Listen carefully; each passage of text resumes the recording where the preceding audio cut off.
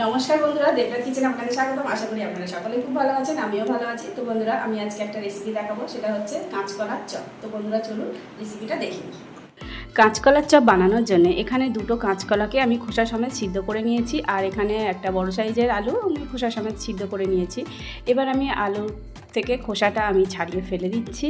তারপরে এবার আমি কাঁচকলার থেকে খোসাটা ছাড়িয়ে আমি ফেলে দিচ্ছি। এবার আমি কাঁচকলা আর আলু দুটো একসঙ্গে ভালোভাবে মেখে নেব।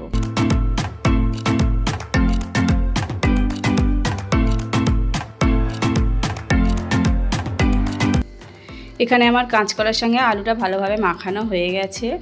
আর জানেন তো বন্ধুরা, এই কাঁচকলার চপটা কিন্তু গরম গরম খেতে কিন্তু খুব ভালো লাগে। তো এবার আমি কড়া বসিয়ে দিয়েছি, দিয়ে দিচ্ছি অল্প করে একটু সর্ষের তেল। এটা ফ্রাই করার জন্য খুব বেশি তেল লাগে না। তো এবার আমি দিয়ে দিলাম একটু আদা বাটা, রসুন বাটা। তো এটা এবার আদা রসুনটা একটু ফ্রাই করে নিচ্ছি। নেওয়ার পর এবার আমি আলু আর কাঁচকলা যেটা মেখে রেখেছিলাম ওটা এবার তেলের মধ্যে দিয়ে দিচ্ছি। তো তেলের মধ্যে দেওয়ার পর এবার আমি এর মধ্যে দিয়ে দিচ্ছি অল্প করে একটু চিলি ফ্লেক্স। ঝালটা যে যেরকম খাবেন ওটা বুঝে দিয়ে দেবেন। আর এবার আমি পরিমাণ মতো একটু নুন দিয়ে দিচ্ছি, আর এবার একটু অল্প করে হলুদ গুঁড়ো দিয়ে দিচ্ছি।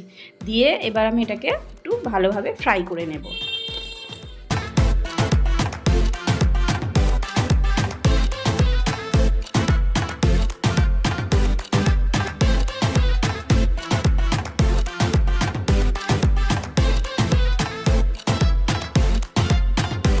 তো এখানে আমার কাঁচকলা আলুর ফ্রাইটা হয়ে গেছে। এবার আমি এটা ঠান্ডা করতে দেব। ঠান্ডা হয়ে গেলে আমি চপের আকারে গড়ে নেব। তো ততক্ষণে আমি একটা ব্যাটার বানিয়ে নিচ্ছি। তো এখানে নিয়ে নিয়েছি একটু বেসন, আর এবার আমি নিয়ে নিচ্ছি 1 চামচের মতো একটু চালের গুঁড়ো। নিয়ে এবার দিয়ে দিচ্ছি একটু লঙ্কার গুঁড়ো আর একটু হলুদ গুঁড়ো, আর দিয়ে দিচ্ছি একটু কালো জিরে। দিয়ে এবার আমি একটু দিয়ে দিলাম বেকিং সোডা। তো তারপরে এবার আমি দিয়ে দিচ্ছি একটু পরিমাণ মতো নুন। আর এখানে কিন্তু নুনটা একটু বুঝে দিতে হবে, যেহেতু আমি আলুর পুরটা যখন বানিয়েছিলাম তখন নুনটা দেওয়া আছে। আর ব্যাটারটা গোলার সময় কিন্তু একটু নুনটা বুঝে দিলেই হবে। তো যাই হোক, এবার আমি অল্প অল্প করে জল দিয়ে আমি ব্যাটারটা গুলে নিচ্ছি। আর বন্ধুরা, এর ব্যাটারটা কিন্তু খুব পাতলা হবে না, এরকম ঘন হবে। তো এখানে আমার ব্যাটারটা গোলা রেডি হয়ে গেছে। এবার আমি দেখুন এখানে হাতে একটু তেল লাগিয়ে নিয়েছি। এবার অল্প অল্প করে আমি আলুর পুরটা হাতের মধ্যে নিয়ে চপের আকারে গড়ে নিচ্ছি। তো এই রকমভাবে একইভাবে আমি সবগুলো বানিয়ে নেব।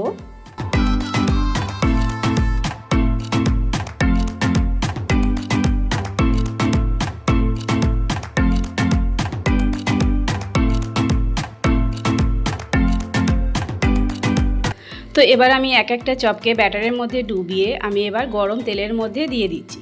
তো এইভাবেই আমি সব চপগুলোকে ভেজে নেব। আর বন্ধুরা, ভাজার সময় কিন্তু গ্যাসের ফ্লেমটাকে একদম লো ফ্লেমে দিয়ে ভাজতে হবে। তো 2 থেকে 3 মিনিটের মধ্যেই ভাজাটা হয়ে যাবে। তো বন্ধুরা দেখুন, এখানে আমার কাঁচকলার চপ ভাজা হয়ে গেছে। তো আমি একটা প্লেটে তুলে নিচ্ছি। তো এবার আমি প্লেটে সার্ভ করে দিয়েছি, আর এখানে আমি একটু ভাজা মশলা ওপর দিয়ে ছড়িয়ে দিচ্ছি। তো বন্ধুরা, এখানে আমার কাঁচকলার চপ রেডি।